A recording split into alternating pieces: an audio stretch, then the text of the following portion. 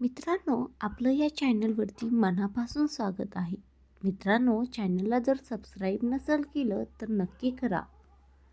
मित्रांनो, जुळली गाठ ग या मालिकेमध्ये आता मंजू तिथे सावीपाशी आलेली असते. तर सावी मंजूला म्हणते, मंजू, मी तुला एक गोष्ट सांगू का? तर मंजू हो बोलते व तिच्या ओठांपुढे आपले कान करते. तर आता सावी मंजूच्या कानामध्ये प्लॅन सांगायला सुरुवात करते.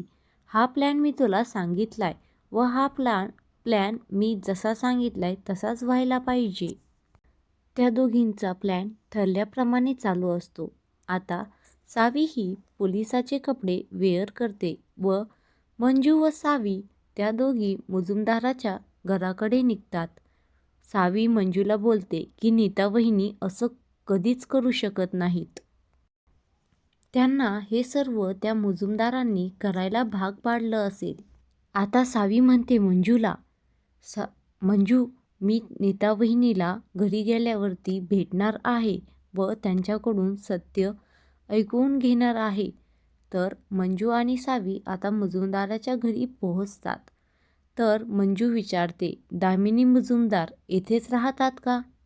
सावीने जे पोलिसाचे कपडे वेअर केलेले असतात ते कुणालाच ओळखत नाहीत की ती सावी आहे म्हणून. दामिनी म्हणते, हो, हेच घर आहे दामिनी मुजुमदार. मंजू म्हणते, आम्हाला या घराची झडती घ्यायची आहे. तुमच्या घरामध्ये सोने आहे की नाही? दामिनी म्हणते, हो, घ्या झडती. लगेच सगळेजण झडती घेऊ लागतात. आता सावी नीट नीता वहिनीच्या रूमकडे जाते व नीता वहिनी आपल्या रूममध्ये कपड्यांच्या घड्या घालत असतात. तर नीता पाहते की कोण घुसले माझ्या घरात व दाराची कडी का लावलीय. विचारपूस करायला चालू करते. तुम्ही असं का करतायत? या दाराची कडी का लावतायत?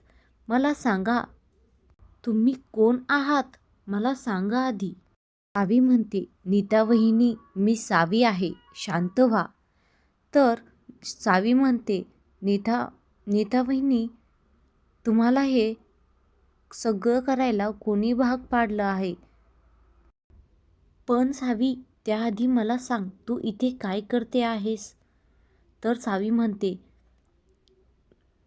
नीता वहिनी, मला काही तुमच्या सह्या हव्या आहेत व हे सगळं तुम्हाला कोणी करायला भाग पाडलं हेही जाणून घ्यायचं आहे. इकडे दामिनीला काहीच माहीत नसतं की काय चाललं आहे. तर काय होईल पुढील भागात हे पाहायला मित्रांनो आपल्या चॅनलला नक्की सबस्क्राईब करा.